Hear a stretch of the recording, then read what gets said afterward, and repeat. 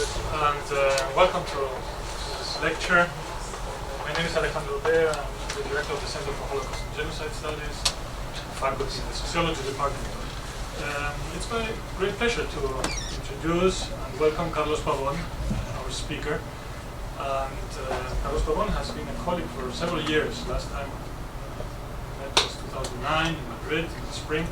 And I remember when I met Carlos there, it was the spring Madrid, it was maybe March or so, but he was feeling cold in the spring, and he asked me for a sweater. It was cold, yeah. So now he's coming to Minnesota, and well, maybe October is still the month. Okay, still asked him to bring a very heavy coat. And he did. So welcome, Carlos. Let me introduce you briefly. He's a professor of history at the University of Puerto Rico. He is the author of several books. Among those books is Nación Postmortem, Nation Postmortem, Essays on the Times. How to translate this? Essays on the Times of Unbearable Ambiguity. Another book, Polémicas, Política, Intelectuales, Violencia, Polemics, Politics, Intellectuals, and Violence. He's the editor of a collection of essays titled El pasado ya no es lo que era, the past is not what it used to be, history in times of uncertainty. He has also published a great number of articles and essays on nationalism, globalization, intellectuals, historiography, and memory. At present, he is working on a book on the ethical and political implications of the representations of genocide and other forms of extreme violence in the 20th century, and also the problem of history and memory of traumatic events in Latin America. Book I just got, to mention it, but this doesn't really need translation. Minima Politica is a collection of essays on our times. Maybe you say things about your work. So without further ado, we're honored to have you, Carlos. Please join me. Welcome.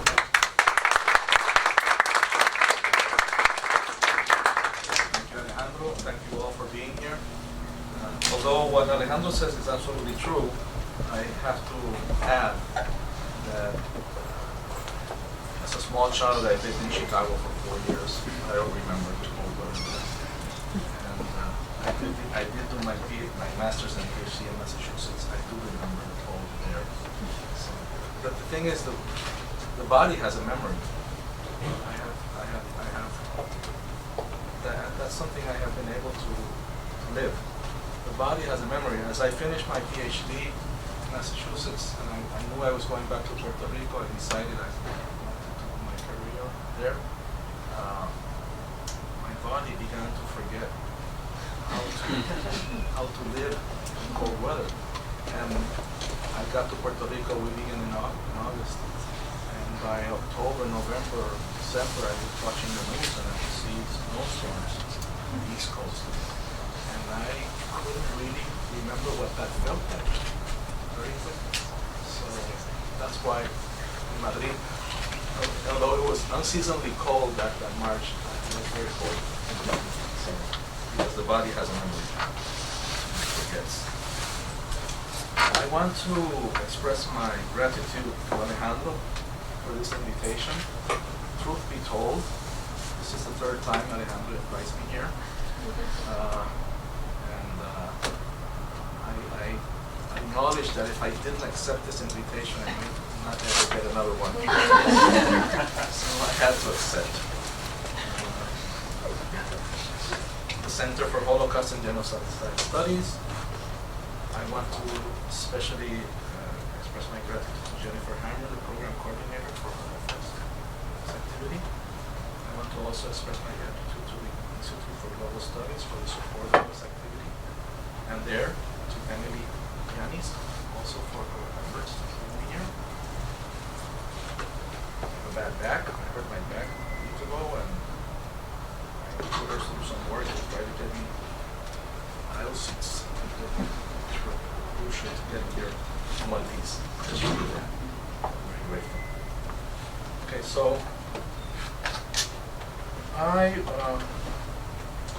would like to preface what I'm going to say by stating that Although I am a historian by definition, that is to say my PhD is in history, I have a sort of ambivalent relationship with the discipline because I work a lot with issues of memory and literature, fiction, which is not necessarily the same thing. I teach a course on history and literature and cross boundaries in my discipline quite frequently.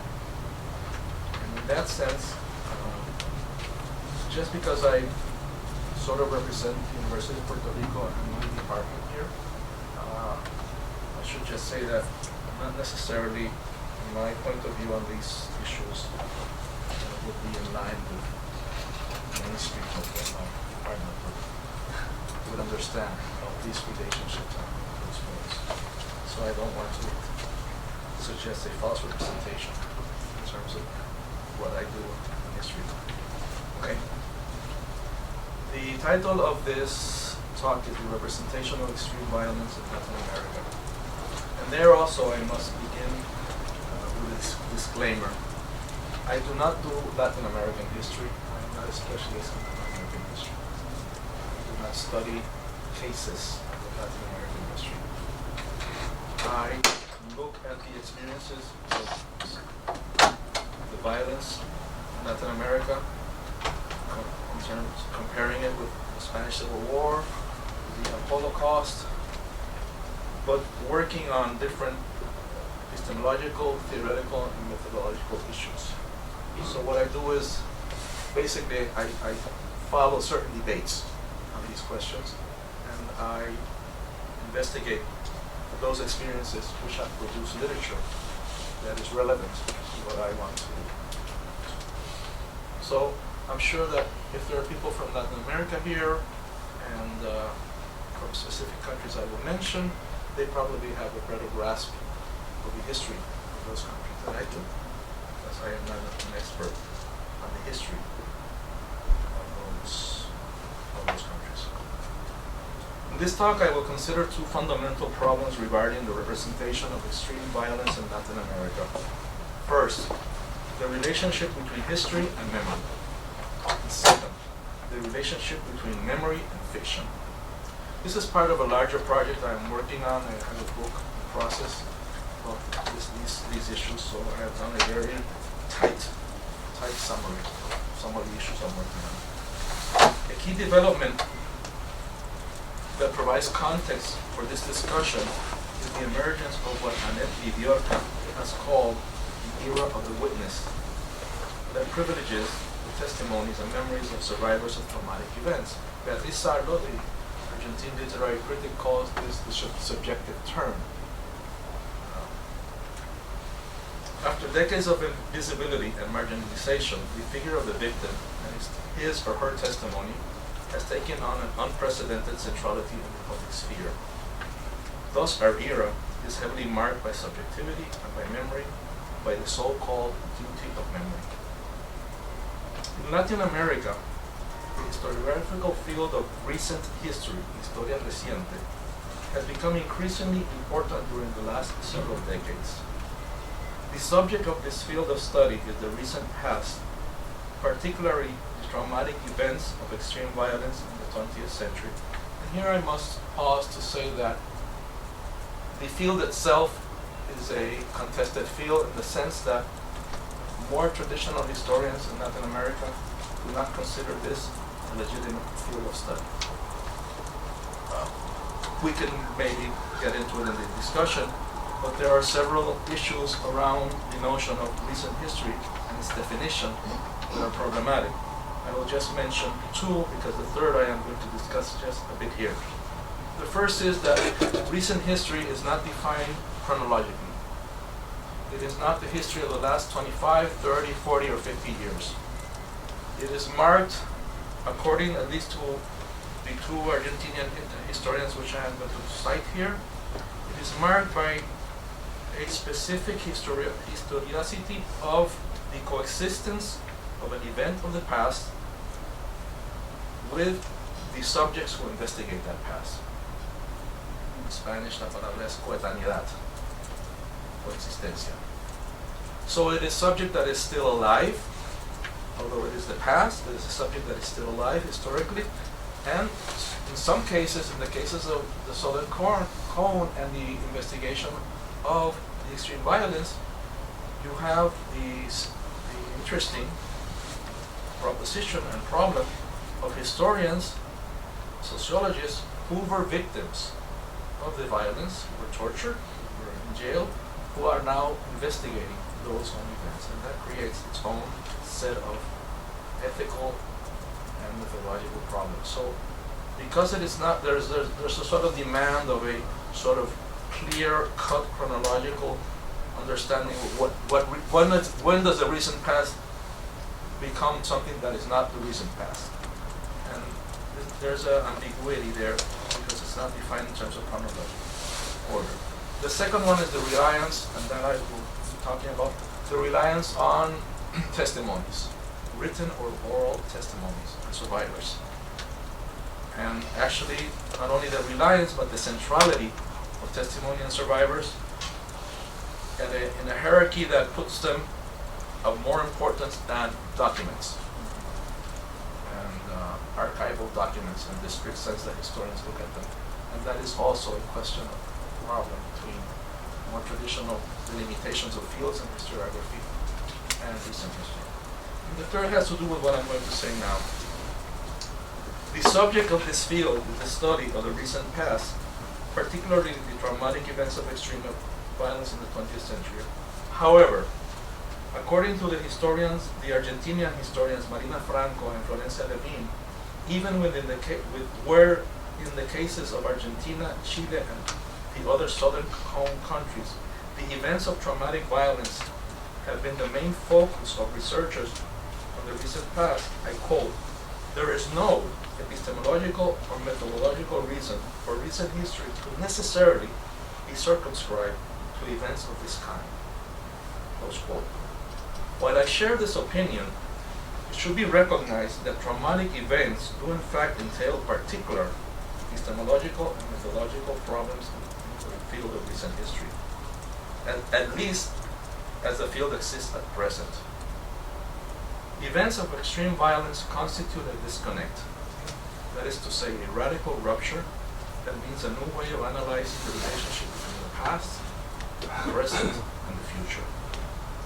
These are events that imply fissures in narrative capacity, as well as gaps and silences in a person's memory, which may bring into question the very possibility of understanding the event. These events are manifested in the persistence of a past that does not want to pass. Pasado que no pasa. A traumatic past that forays uninvited into the present, whether as an unintelligible expression or a fixation that can mean a compulsion to repeat and acting out, as though the person were permanently returning to the event. The past invades the present, obliterating the distance between these two time frames, and no sense can be made of it, or with much difficulty, some sense can be made of it. In spite of the fissures, gaps, or silences that may exist in the testimonies of survivors, these unrecoverable experiences or the distortion of facts are in themselves a historical event of great importance. Historians should approach them not only as a part of the continuing effects of war and the implementation of a machinery of extermination which overtakes the temporality of the devastating events, but also as a way of identifying the limitations of a given field of study. That is to say, precisely, the traumatic event and the gaps and features of the silence should not be just set aside because we cannot deal with it in more traditional ways of research than the archive, and because those who have memories of those events cannot be trusted in terms of what they are saying. But that should be in itself an object of study within the discipline in terms of the limits of the discipline and how the discipline can certainly reach a certain point through its own methodology, but where the discipline would need to cross boundaries and finding other disciplines, other forms of representation that would be helpful for the understanding of these events. As the Argentinian scholar Elizabeth Jelling has said, hard factual history of events of extreme violence is insufficient to understand the ways in which social subjects construct their memories, their narratives, and the interpretation of those same facts. As Jelling posits, memory refers to the manner in which the subject constructs a sense of the past narrative form, that is to say, the form of a communicable story. To study memory as a socially constructed narrative is particularly problematic with regard to traumatic events. What is required of the historian in this case is an effort to work with memories and testimonies, establishing a critical distance from the traumatic event that will allow for reflecting on the past and constructing meaning for the present. To do the work of historization, that's the way the translator would historizar, sure, of the memory of this kind of event means to work with repetitions, distortions, holes, gaps, silences, and the forgotten in order to produce critical knowledge of the traumatic past. When the event itself has been erased, or when a gap has been produced in the capacity to comprehend it. How can an appropriate representation be made of trauma? And how can historiography be appropriately integrated with the voice of the victims and survivors? And the question is not rhetorical, because what I just stated goes against the grain of the more traditional way of understanding events of extreme violence among historians, not only in Latin America, but in Europe.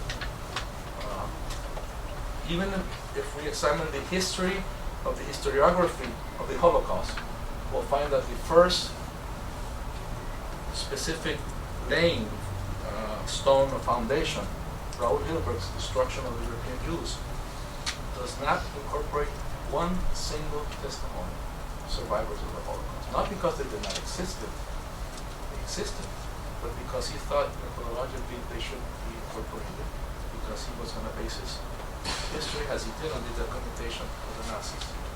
Even though that in itself presents all sorts of problems, Lucy Davidowitz has also expressly said that she does not think that those testimonies should be incorporated because memory fails, and for young scholars to base their research or use extensively testimonies is problematic because they will be incorporating erroneous factual information. Erich Hobsbawm has written the most comprehensive and celebrated history of the 20th century, an age of extreme. He begins with different quotes of famous people, important people in the 20th century that summarize the century. One of those persons quoted is Primo Levi. Everybody starts to quote about Primo Levi. The survivors are minority and minority, etc. But in 600 pages dedicated to the history of the 20th century as an age of extremes, he does not incorporate one witness. One witness. And he was asked in an interview specifically why he did not use the voice of a survivor to talk about Auschwitz, which he mentions 2 or 3 times in the book. He dedicates a whole chapter to study the rise and consolidation of the history of Nazism, but he did not study the Holocaust. And he acknowledged that he did not incorporate any testimony because the Holocaust is inexpressible, and because the historian cannot foray into that type of problem. The task of the historian is to lay out the origins, the causes, the process that gave way to this event, analyze. But it cannot try to give meaning to what cannot be expressed. So even though there were witnesses who gave testimony, he understood that they should not be used. So what I'm saying is that even today, very prominent historians, and that's a problem in Argentina specifically, but people like the two historians I have quoted, there's a very difficult relationship between working with these events and trying to incorporate testimonies. But think about it. It was not until Saul Freelander's book on the history of the Holocaust that a major historian had successfully incorporated the voices of witnesses into the history of the Holocaust. Basically, there's been two tracks, at least according to Viviorca, and I agree with her. There's been all the literature on memory and testimonies, and there's been the work of historians, and they have not intersected. Freelander is the first one to try to integrate the sort of, not objective, but the sort of approach of history in terms of explaining the event, and then the whole subjective nature of those who went through the event. In any case,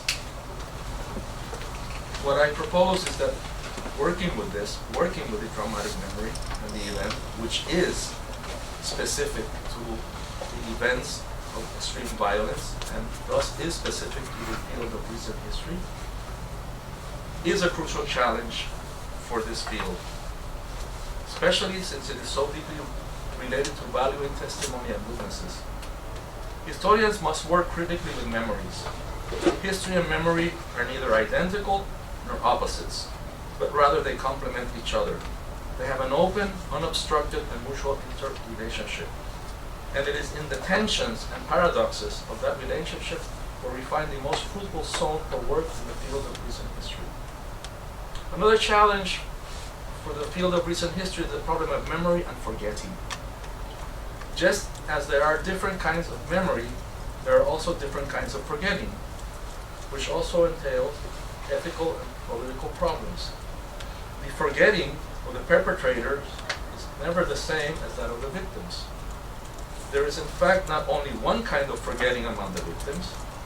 There are people who cannot remember, and there are people such as Jorge Semprún, a Buchenwald camp survivor, Spanish writer, who wants to forget deliberately in order to survive.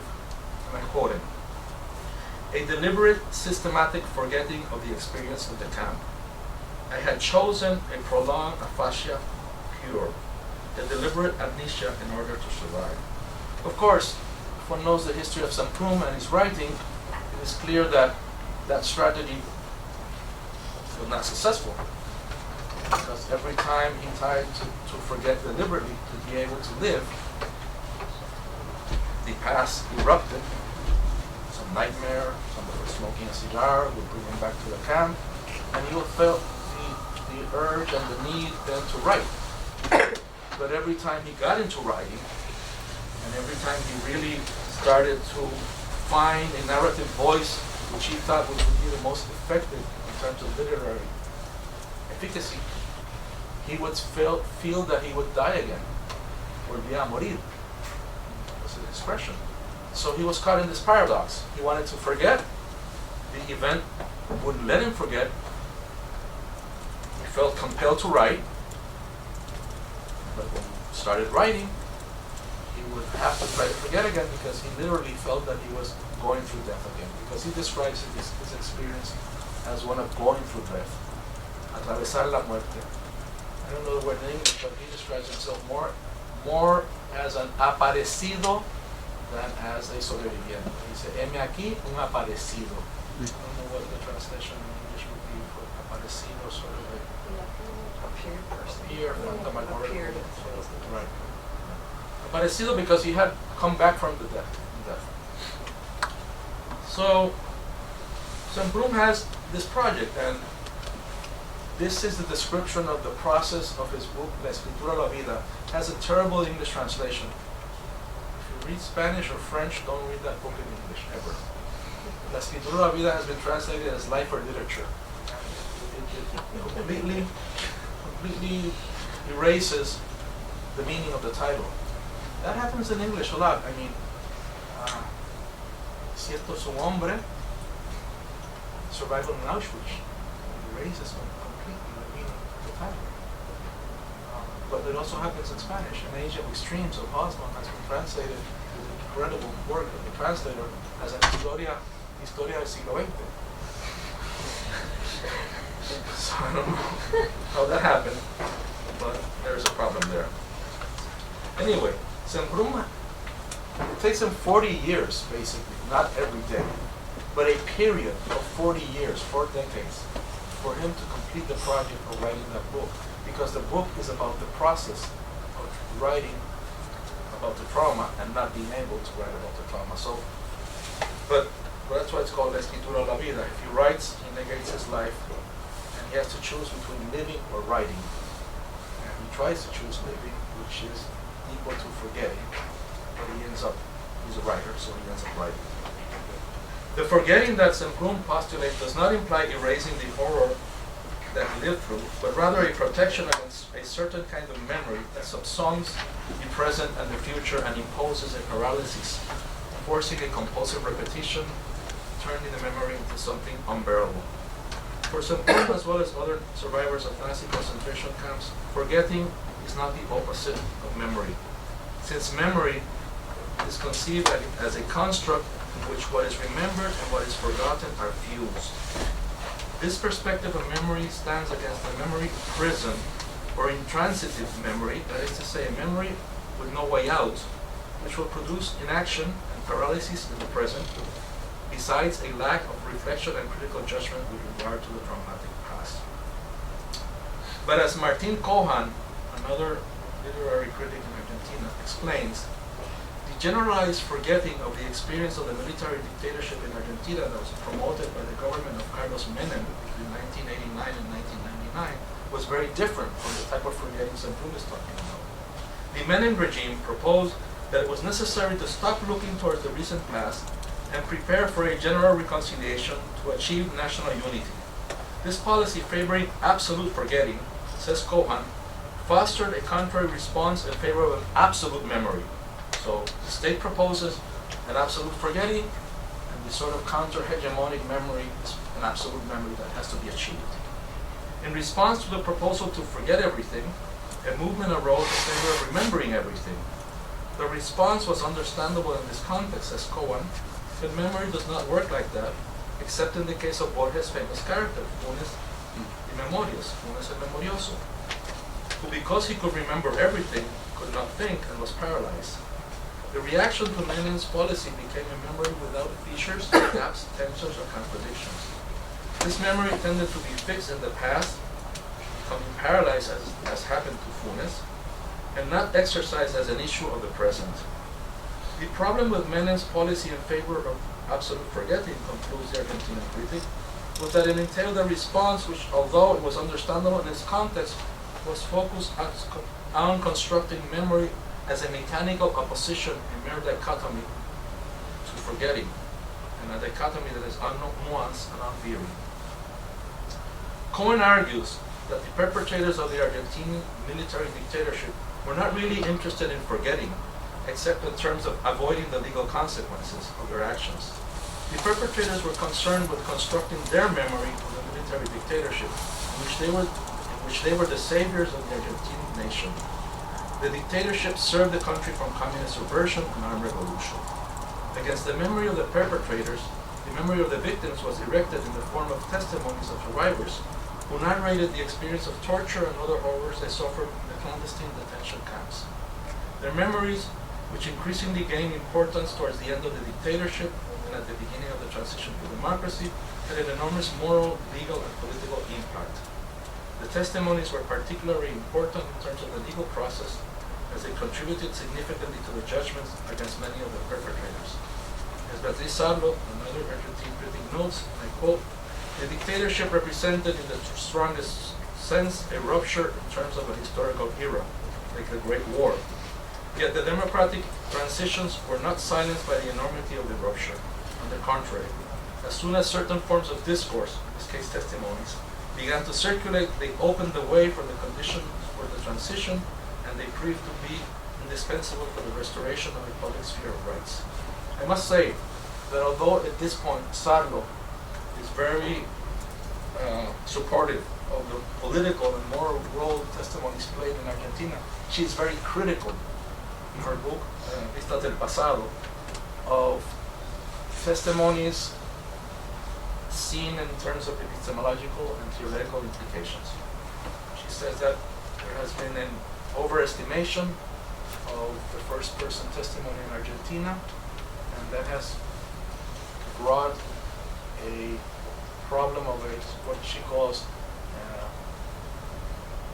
a naive epistemological stance towards those who are survived the experience. So she is very critical, on the other hand, of this type of problem with testimonies. She recognizes the political and moral strength of testimonies in the transition, but going on, she fears that because of that, there has been too little critical work with testimonies, and that other ways, other narrative forms by intellectuals in Argentina of that period have been not looked at as important as testimonies.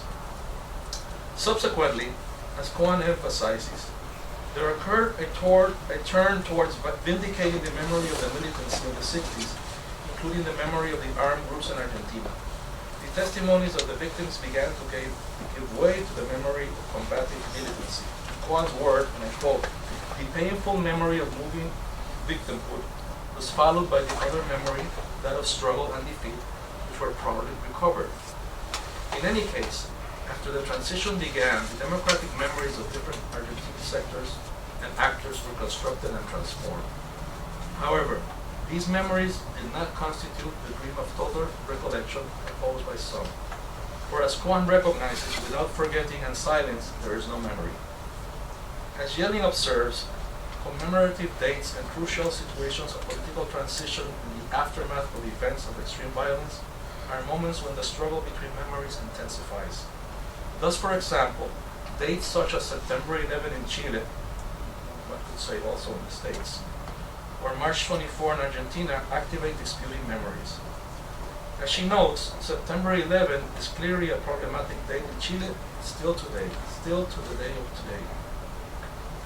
The military coup against Allende is commemorated in opposing or contending ways by left-wing sectors and human rights groups on the one hand, and the Pinochetist right and military on the other. These opposing visions have clashed on in Chile for decades, as it has not been possible to create an acceptable memory of these traumatic events. Or one would say there has not been a work of elaborating a critical memory that has become hegemonic. In Argentina, the process has been different. During the dictatorial regime, March 24 was limited to a public message in which a prominent role was given to the saviors of the nation that had defeated Marxist subversion. Given the repressive conditions, there were no alternative commemorations except outside the country. After the defeat in the Malvinas Island War, the official commemoration began to disappear from the public stage, slowly being displaced by emerging human rights groups, who developed a version that was contrary to the discourse of the military. As the democratic transition began, the commemorative acts and demonstrations began to change. New actors, especially young people, and new representations appeared that transformed the meaning of the date. In Chile and Argentina, then, the processes have been very different with regard to the representation of crucial commemorative dates of the recent traumatic past. In Argentina, there has been a process that has enabled the confection of a traumatic memory and channeled reparations to the courts, in which the testimony of the victims of the military dictatorship played a fundamental role. This has not been the case in Chile, but in both cases, a question of disputing memories was involved. Why this process happened in Argentina and why this process happened in Chile is a matter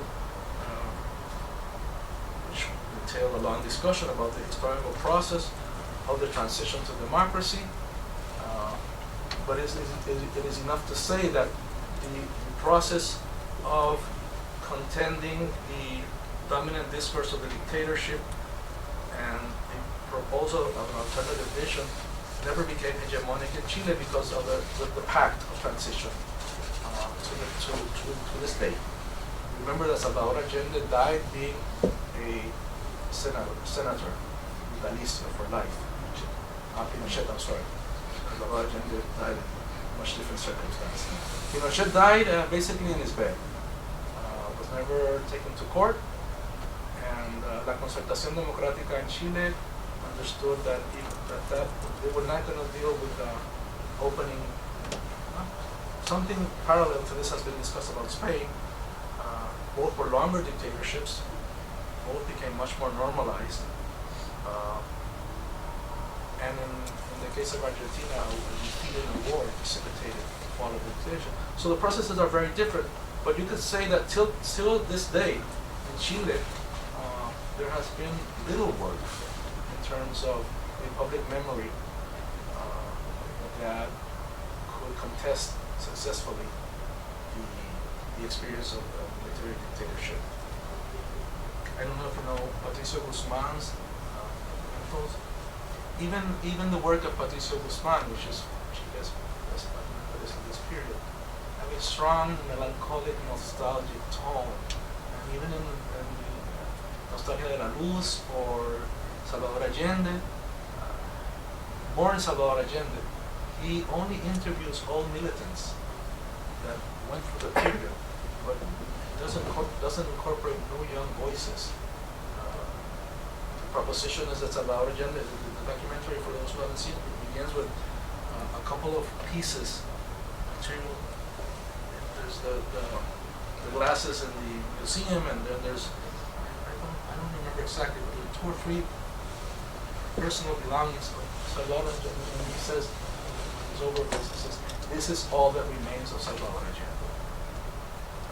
And so then he tries to do a work trying to demonstrate what Allende meant to different people, but everybody he interviews are all militants, and there's nothing of this new post-dictatorship Chile, new young voices. Not even young members of the Socialist Party of Allende, which are very much alive and are in contention in Chile. So even those who have tried to work there with memory and critically with memory in Chile, like Patricio Guzman, for me it's very problematic. There's a statement in that documentary which says, el 11 de septiembre es siempre presente. The 11th of September is always present. Se conjuga en presente. So you can see the past is fixated there, and that is contrary to what I'm proposing here. That has not been the case in Argentina, and I think there's 2 processes that are very different. But what I am trying to rescue is that in both cases we are dealing with rival, disputing memories, and what we have are conflict between different sorts of memories. In the words of Yelling, there is an active political struggle regarding the meaning of the events, in the case of these 2 countries, but also she generalizes in terms of traumatic events. And also regarding the memories themselves. The space of memory then is a space of political struggle, and not infrequently it is seen in terms of struggle against forgetting. The idea of memory against forgetting, as Yelling argues, conceals what is in reality an opposition between different rival memories, each forgetting different things. In fact, what we have is a conflict between memories that are struggling to become hegemonic. In short, traumatic events of extreme violence, such as those in Chile and Argentina, could include the Spanish Civil War, have given rise to a debate of the relationship between history and memory. In this case, the debates that have made the field of recent history gain prominence in Latin America. It may be concluded from this debate that the gaps and tensions between history and memory pose the greatest challenge for those who attempt to adequately represent the recent traumatic past. What is remembered and how? What is silenced or forgotten? What are the political uses and abuses of memory and forgetting? Those are some of the questions that the field of recent history faces in its study of traumatic events for the recent past in Latin America. I shall examine now some aspects of the debate on the relationship between memory and fiction as it pertains to the case in Latin America. According to Jacques Rancière, if you know what you want to represent, for example, such as Cloud Landsman on Shoah, which purported to represent the reality of the incredible, the equivalence of the real and the incredible, there is no property of the event that makes its representation impossible, which prohibits art in the precise sense of artifice. Nothing is unrepresentable as such as it is a property of the event. No event in itself is unrepresentable. What exists, concludes Rancière, are aesthetic choices that have ethical and political implications. But is it acceptable or legitimate to fictionalize extreme events, mass murder? It is not, according to Elie Wiesel. For him, a novel about Treblinka or Majdanek is not only about a blasphemy, it is itself blasphemous. From his perspective, any effort to give the experience of the Nazi camps a fictional form robs that experience of its essence. Wiesel postulates a moral prohibition of fiction as a legitimate way of representing the experience of extreme violence, based on a notion that equates fiction with lies or falseness. From his point of view, any attempt to fictionalize the experience of the extermination camps robs them of their essence. Wiesel condemns the attempts to represent the Holocaust using fiction because, according to him, this entails, and I quote, the trivialization of memory, semi-fact, semi-fiction. Wiesel's position assumes that it would be necessary to remove fiction and metaphor for the truth about the camps to prevail. Similarly, Pierre Vidal-Naquet sustains that fiction is a deviation or distortion of the truth. He considers that fiction is a lie that can potentially be used for deniers to assassinate the memory of the Holocaust. And here, I would exhort you to see the movie Denial, which is currently shown, I think, which you saw last week. It is a very important movie in this respect. It projects a very important debate about what constitutes historical evidence, what is the role, if any, of survivors and their credibility, and the notion about the court of law being an adequate place to resolve historical disputes. But the whole notion around the real case, defamation case, against Deborah Lipset, is based on what Vidal-Naquet says. But in this case, falsification, distortion, deliberate lying, deliberate manipulation of facts is equated with a form of fiction that denies the Holocaust. And it's a very, very, very pertinent movie, and I was surprised of how good a job the movie does to convey a intricate debate for a general public in terms of these issues. And I really recommend that you see it, because all these issues are present in the movie. In Latin America, however,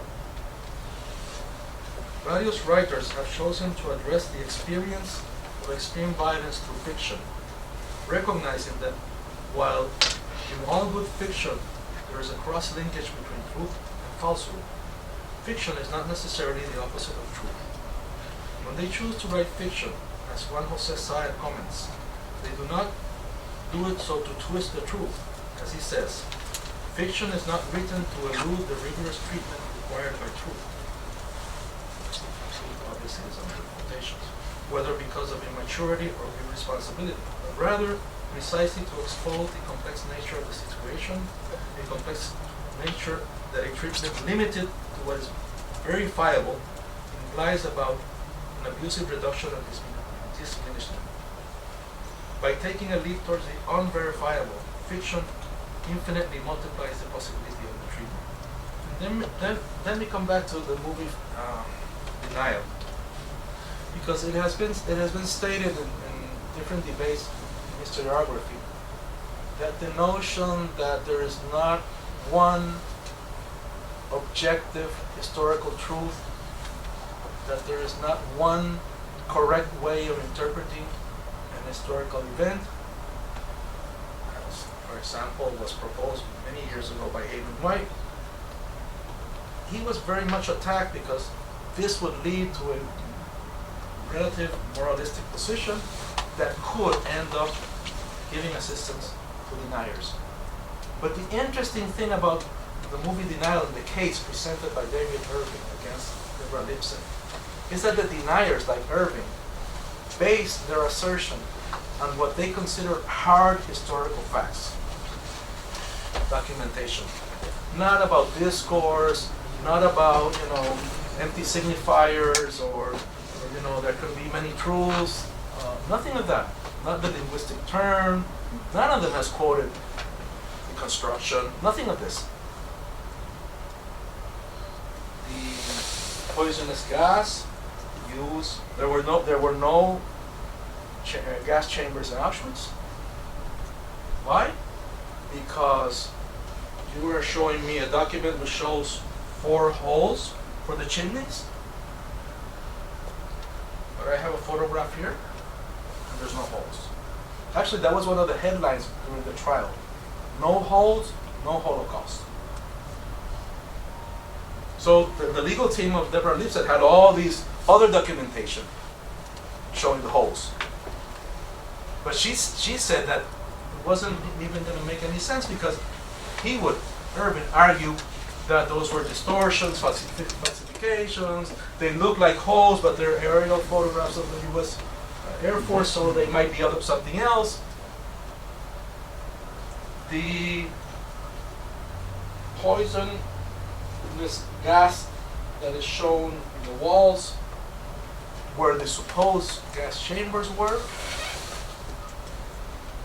is much less than the poisonous gas found where the prisoners, their lice were killed.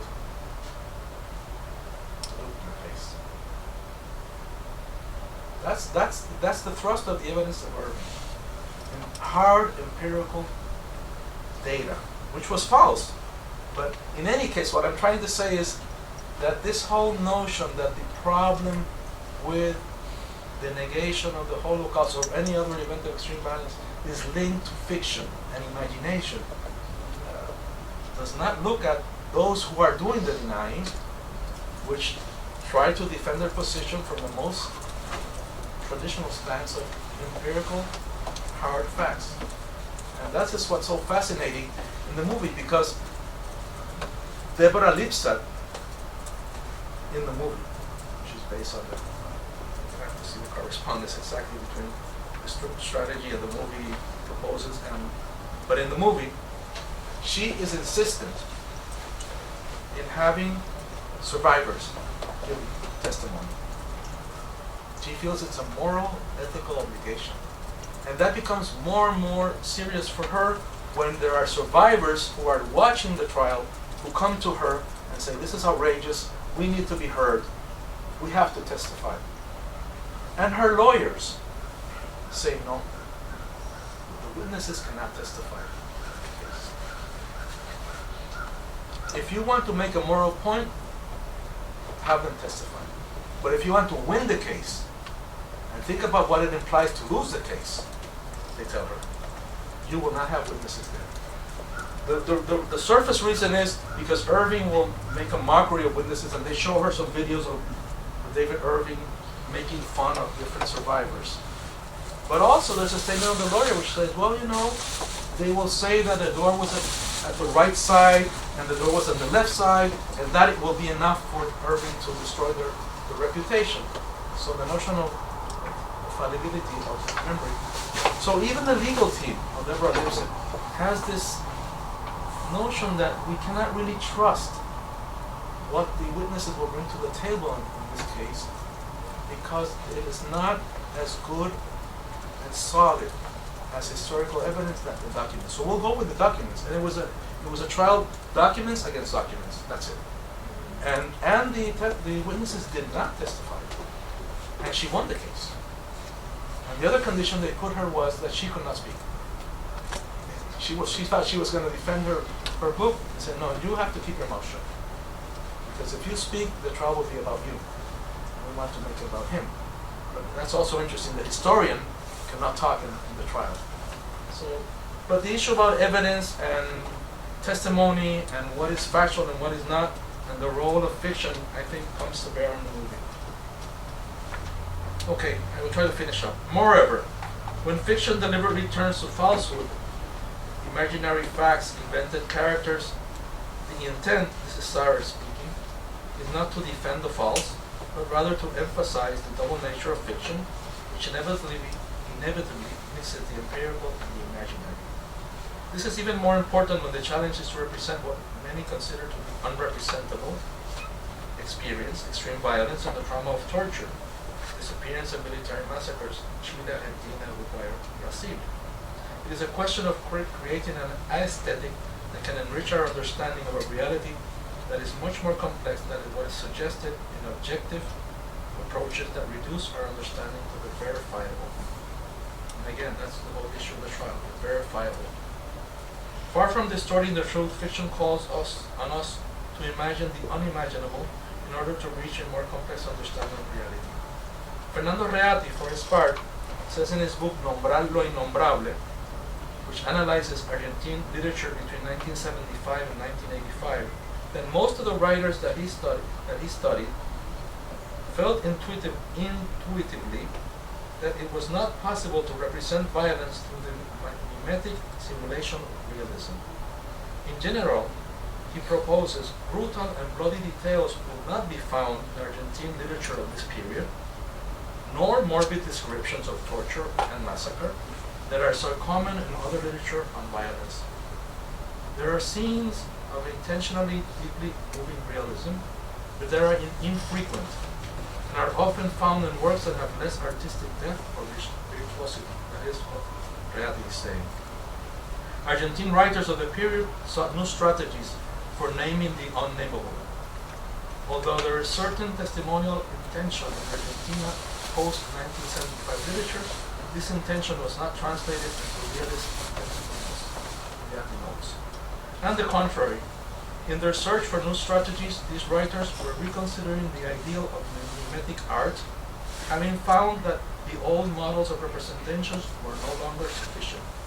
Reati says, and I quote, "Mimetic art is useless for the representation of contemporary violence because it is no longer possible to refer to the traditional archetypes of human experience. The events are so extraordinary that the traditional system of ethics and aesthetics is insufficient for comprehending them and consequently for representing them."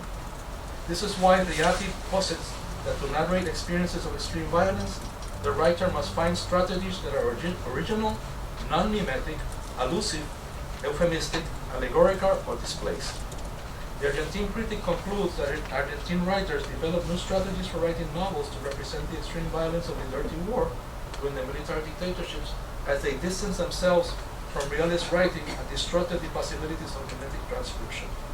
The Argentine literary critic Ana Maria Amar Sanchez has pointed out that Latin American literature has frequently adopted a strategy that she calls oblique, to represent the horror of the traumatic experience of extreme violence.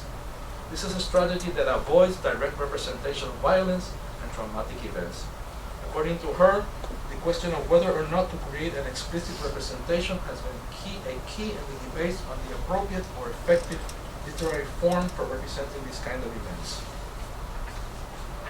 These debates touch on the ethical and political implications of memories. Amar Sanchez, following Rancière, proposes that the problem is not the impossibility of representing extreme violence, but what the writer wants to represent and how it will be represented. The Argentine critic examines two stories, Graffiti by Julio Cortázar and Función Nocturna by the Uruguayan Omar Prevo Cadea, that make use of an oblique strategy of representation of the horror of the experience of extreme violence in Latin America. In this way, these texts, Amar Sanchez affirms, provide an appropriate response to the basic problem of representing these excruciating events. These texts, according to her, what they propose is the difference in the way of telling and the selection of what has been chosen to be told. That's what makes them original. In these works, the authors opted to express violence in a way that is different than through violence, and they decided that it is better to say less than what we know and to imply more than what is said. They are texts with an aesthetic where absence becomes presence, narrative that shows the oblique sketch, subtlety and detours to narrate what is supposedly unrepresentable or unspeakable. And I can think of an example in terms of the Holocaust, Son of Soul, the Hungarian movie. I think is an attempt, it's very, very strong movie, but it is a visual attempt to provide an oblique representation.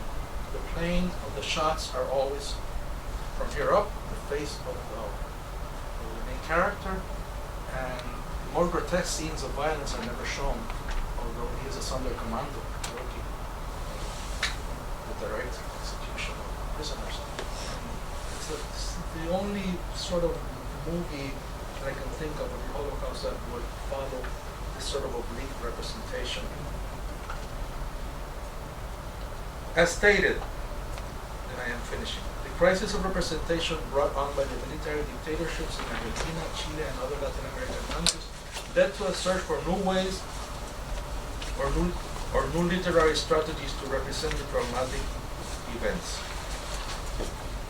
In many cases, these literary strategies propose the Holocaust as a metaphor and a paradigm for representing the experience of extreme violence.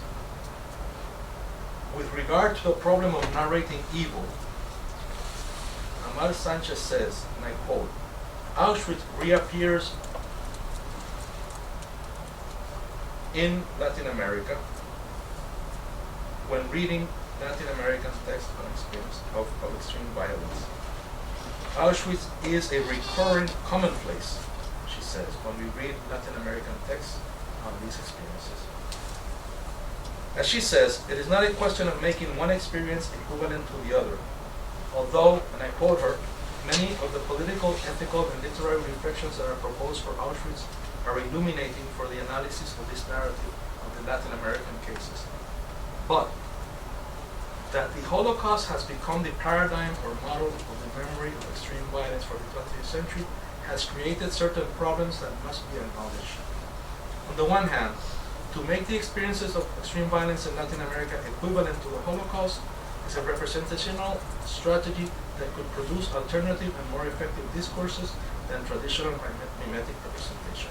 However, on the other hand, the strategy can also be an obstacle that could silence the specific nature of the stories and memories of traumatic historical experiences of extreme violence, which, although they may be comparable to the Holocaust, are specific or singular to Argentina or Chile or Brazil, to mention just a few cases. I am thinking, for example, of the experience of the disappeared or the transition to democracy, to mention others. The question we can ask then is if the metaphor of the Holocaust makes the specific experience of extreme violence more visible, or whether it makes it invisible, or whether it does both things at the same time. This leads us to investigate what is being made visible and what is made invisible, and what are the ethical and political effects of that invisibility in other countries with other contexts, such are the cases of Latin America. In conclusion, with respect to the question of extreme violence, the challenge continues to be exploring the most effective ways of representing something that is so difficult to represent. To do this, we must be aware of the possibilities and the limitations of history, memory, and fiction, as well as the linkages and cross-linkages among these three modes of representations. Thank you.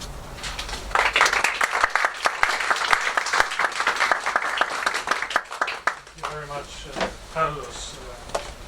We talk the dynamics of forgetting and remembrance, and let me add that I forgot something in my introduction, which is acknowledging Ana Fotinito in the Department of Spanish and Portuguese, who co-sponsored this talk, and students from that department here. So thank you.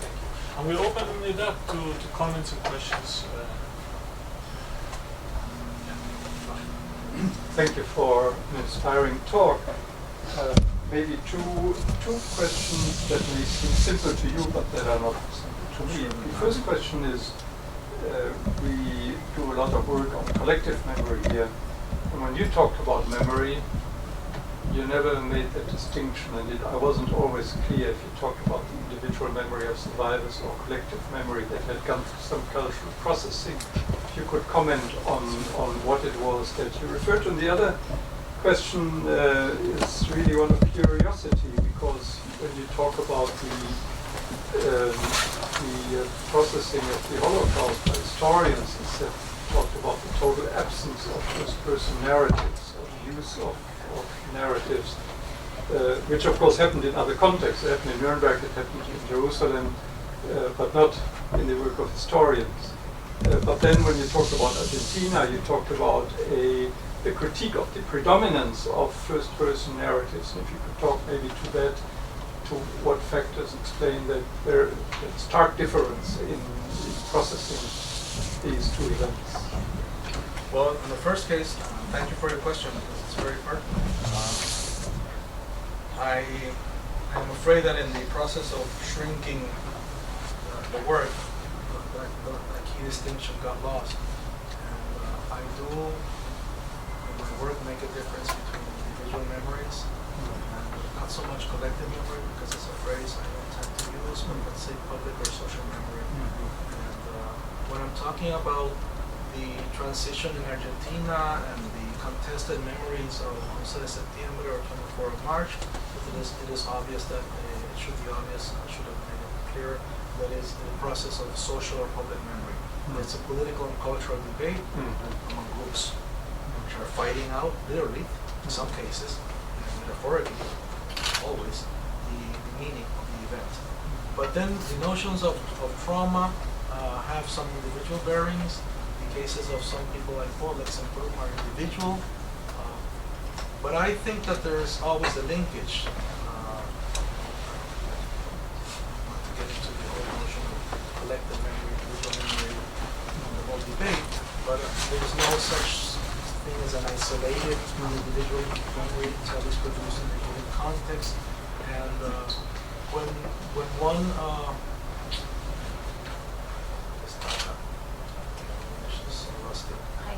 highlights, let's say, a quote from St. Broom or a specific survivor, I think it's only because it illuminates a larger issue, a social or cultural or political, and that's why it's being made use. Because these survivors and this literature proposes problems of understanding the event that have a more general significance. So we cannot equate the individual level specific problem of memory and forgetting with those of a societal nature. But there's a linkage there that has been explored and should be further explored. And I think certain survivors who are also writers, who are thinkers, who have reflected about these issues, always talk first-person experience, but they are really communicating much larger issues that have a societal or historical implication. Yeah. In some cases, like Primo Levi, he's talking about the human condition, the human nature, and he's going way beyond the camps. So, and the second one, I'm not sure I can answer that question. It would require a much more specific knowledge on my part of the process in Argentina. I think it has to do in part, precisely and paradoxically, the personalization of the Holocaust as a metaphor or paradigm for extreme violence. Alejandro has worked on this, on the personalization of the Holocaust, from being an event without a name to being a Jewish event, to being some have called it Americanization or globalization or globalization, the memory that serves as a paradigm. And in that context, the influx of the power, the cultural, discursive power of testimonies which were belated in the case of the Holocaust, seem to not have been belated in Argentina. It's very interesting in terms of traumatic theory, which goes against some of the tenets of traumatic theory, that the upsurge of testimonies in Argentina was not belated. It was at the moment, in situ, what was happening. But I think it has to do with the nature, the explosive nature of the collapse of the military regime, unexpected, and what that detonated. And certainly the emergence of young hijos, Pasión hijos, all these young persons who were not linked to the older strategies of denouncing military dictatorship. And the subjective nature of their discourse, I mean, this coincides with what has been called this moment of the emergence of the witness, or the duty of memory, the turn towards memory. In Argentina, all these things come together, and it provides a laboratory in that sense. To the point where Beatriz Solo, and I must say, her position is not a sympathetic position on this issue. She has gotten a lot of flack for writing this book, where she says we should recognize the moral, political significance of witnesses, but I am concerned with the lack of critical. She says testimony is a discourse, and as such, it should be subjected to the same critique as any other discourse. And she in that book, Visitas al Pasado, she is actually proposing sort of a return towards a structuralist sort of understanding of the process. She wants a more structuralist, less focused on the experience of individuals about what happened to them, and a more, one can say, it's not her word, but I will translate what I think she's saying, a more objectivized notion, a structuralist. She gives two examples of two books she proposes as a sort of counter measure to the explosion of testimonies. One is a book by Calverio, where she herself was a victim in jail, but when she writes about this, she doesn't do it in a first-person narrative, although she could have opted for that strategy. She does a much more sociological approach. And the other one is called Lemba. It's a very strange book, because it's a book about how the prisoners use rumor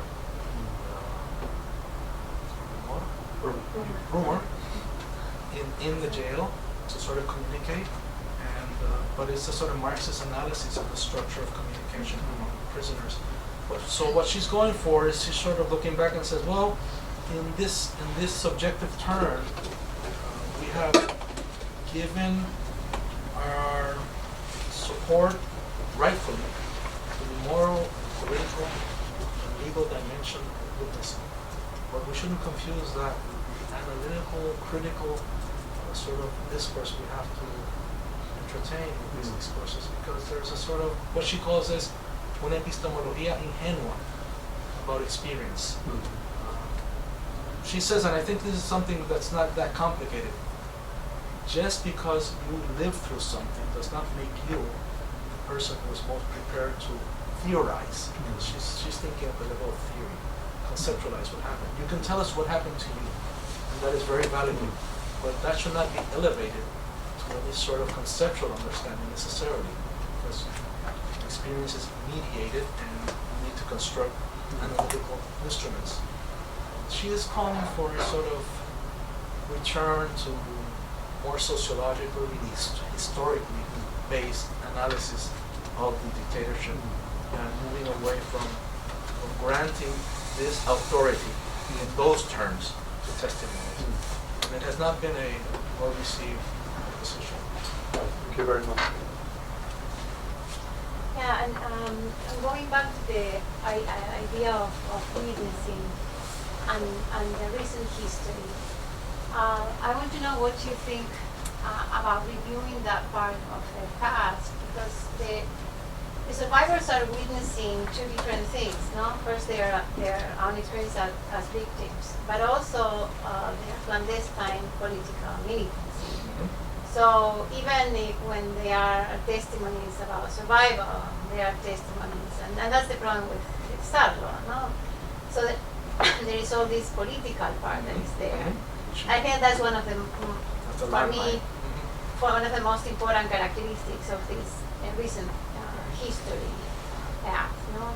So I wanted to know what do you think about that in terms of how, I mean, for a historian, no, how can that be reconstructed if it's not based on testimony? Because it's always a literary treatment, no? No, I think, as a historian, I think that the discipline is completely one-sided in its silencing of witnesses when it comes to these events.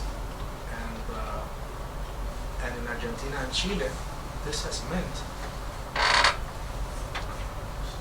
sound a little strong, but it has meant that historians have become irrelevant in these discussions because not wanting to incorporate the voices of the witnesses as victims or as political militants, and that means the whole reconstruction of the death and the strategies and what happened and the armed struggle. Those debates are going on, and then the historians are looking outside in because they have much more in Chile. They don't have anything to say because there is an impossibility of reconstructing this without the witnesses. On the other hand, I think more attention, more detail has to be put in place in terms of how to work. I think the question is not if we incorporate or don't incorporate witnesses. It's how we work with testimonies. How critical are we with testimonies? For example, there's a whole school of thought in historiography, and Dominique Lacapra has been very critical of this, that says, well, you know, a survivor will not remember, that comes out in the movie, survivors will not remember dates, numbers, specific sequence of events, if it was a Monday or Thursday or whatever, you know. So we look for those facts in the archives. So Annette Viviorca has answered, well, if you want to use testimonies, don't look in testimonies for things you know you won't find. If you know, and if you find it, you know you can't really be sure. So don't look for those things in testimony. What I say here is, if a historical fact is distorted, that is significant in itself. That is proof of traumatic memory. So work with that. I mean, the famous case that Lacapra cites, but it's from Dori Lau, is the old woman who's giving testimony and she becomes alive and she says she saw 4 chimneys explode. And then the historian said, well, we cannot put her in the video archive because she's wrong. And if she's wrong about that, she's wrong about everything. And that's very, very interesting because that's the whole thing, that's the whole modus operandi of David Irvine. If he proves, again, that there were not 4 chimneys in Auschwitz, and he proves that thus there was no gas chambers in Auschwitz, then he says he will destroy the whole edifice of the Holocaust. So then he can say, well, the Holocaust did not exist. So historians who are sympathetic to the victims nevertheless say, well, we cannot, that's not, this woman made a mistake, so we have to eliminate testimony. So what do we look when we look at witnesses, and how do we deal with the holes and the gaps? It's not Calverio. I forget her name now. In this no, there's a book, the Historia Reciente. There's a book that Marina Franco from the Forensic Living are the editors. There's a Carnovale, Vera Carnovale. She has a very, very interesting essay about the methodology of dealing with witnesses of lived experiences.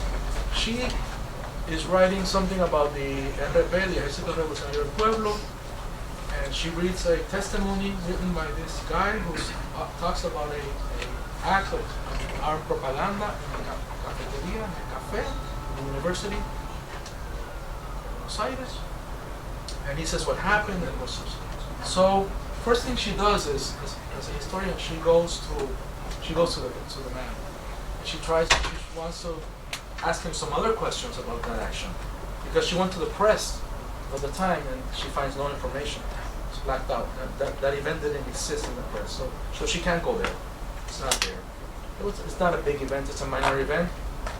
So then she goes to him, to the source, and he has no recollection at this point. He says, I know it says I wrote this. I know it says I did this date and I did this, but I really can't tell you. I don't remember. So what does she do then? So what do you do when you treat the witness as a source? And the source cannot really fill your gaps. the proposition there by Capra and others that historians should use witnesses as a source, but that should not be the primary concern of historians with respect to witnesses. They are not sources. They should be, we should try to understand the construction of meaning of the event that they are creating and try to make sense of how they understood the event, irrespective of factually it's right or wrong. That's what we call historizar la memoria. That's the proposal of recent history. Historizar la memoria. It's not the factual element, could be wrong, it doesn't matter. It's why, try to understand what they understand and what it means in terms of what they are understanding. And then try to incorporate that into a reconstruction that will need other sources, but not reduce the witness to a source. Viviorca, in her book, There Are the Witness, has this incredible account of this person who was in an activity about sources, living sources. And he gets up and he says, I'm here in this activity, a seminar, and they're talking about me as a living source, I'm not a living source. He rebels. He says, I don't want to be considered a living source. I am not just, I don't want to be a source. I'm something else. And even historians who are empathetic and try to incorporate witnesses, if they try to do it solely on the basis of a source as any other source, it's a reduction that is very problematic, because we are not taking seriously how they understood the process, what their experience as they understood it was, and what significance that has. And I think that is the task. Okay, given the time, maybe we can collect the questions. I think that was what the question. Michael? Just an extension of this, I guess, in some sense. You talked about some are initially seeing fiction as deliberately lying, and then but sort of tested with this other perception or image of it as exposing a situation's reality is not limited to what's verifiable.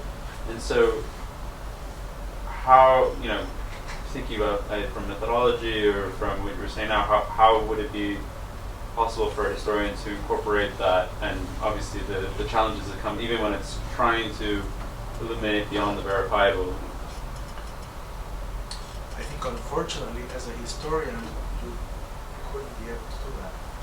That's the limit, one of the clear limits of the discipline, unless it is able to transform itself quite radically.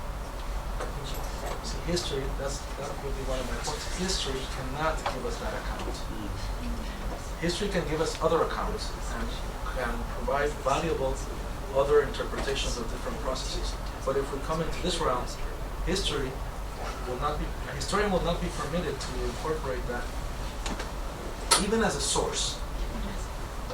Because the unverifiable is by definition not acceptable as historical evidence.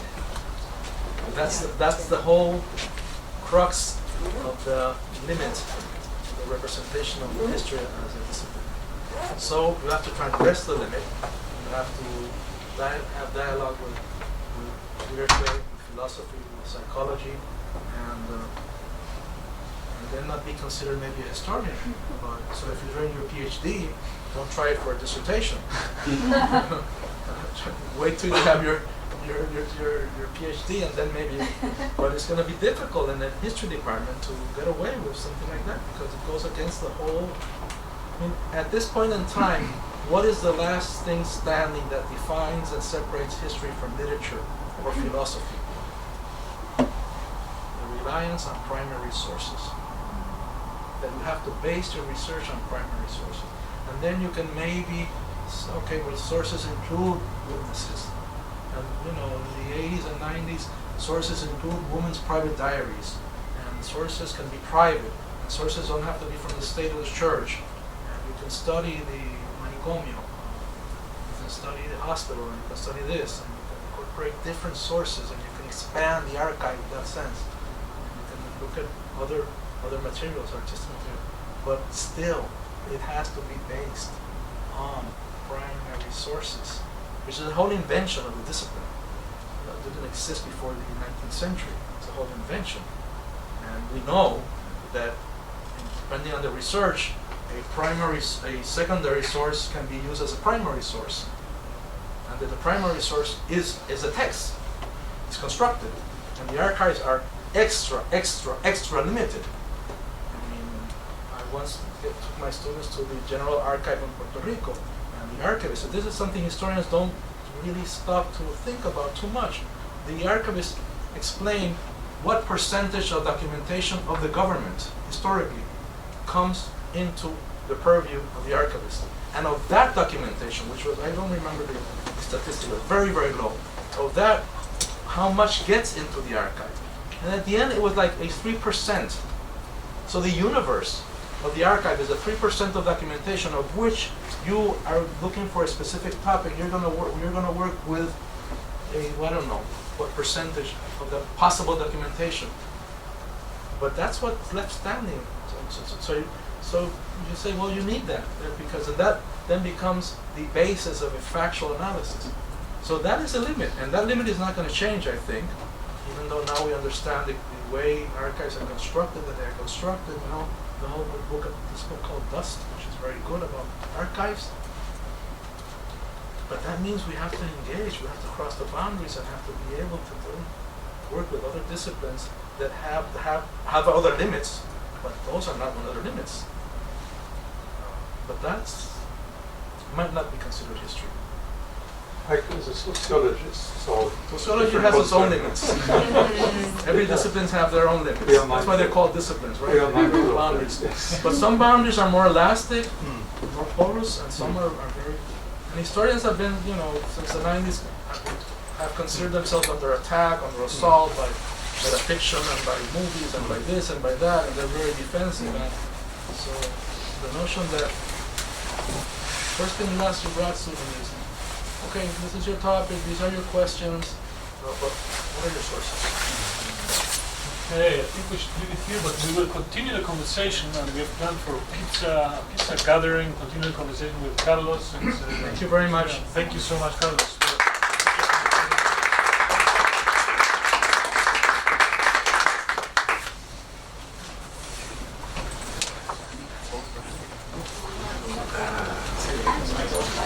Thank you.